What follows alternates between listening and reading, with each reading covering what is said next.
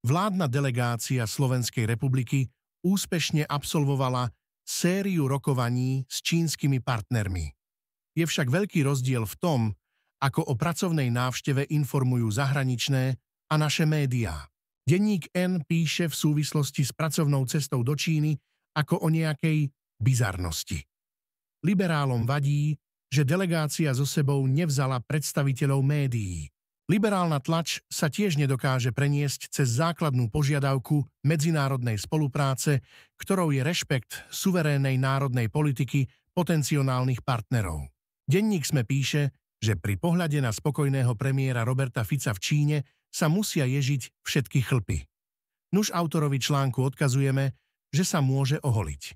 Istý Samo Marec sa zas domnieva, že nepíšeme novú kapitolu v dejinách slovenskej zahraničnej politiky, ale sme len za užitočných idiotov.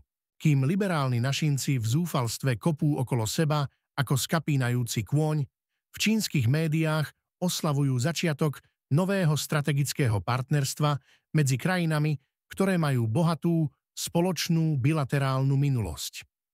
China Daily píše o vzájomnej dôvere, prehlbovaní obchodnej spolupráce či výmene ľudských zdrojov. Prezident Xi, okrem iného, nazval Roberta Fica priateľom čínskeho ľudu a vyslovil nádej, že vzájomná kooperácia našich krajín dosiahne novú úroveň. Portál Global Times vyzdvihol, že naša vláda odmieta zavedenie novej železnej opony v rámci obchodných vzťahov na úrovni krajín mimo Európskeho spoločenstva. Naše médiá tiež ako si zabudli spomenúť, že mimo krajín Európskej únie je Čína našim najväčším obchodným partnerom. A my sme štvrtý najväčší obchodný partner Číny spomedzi štátov strednej a východnej Európy. Neváhajte sa zapojiť do diskusie. Ak sa vám video páčilo, budeme radi, ak budete odoberať náš kanál. Politika denne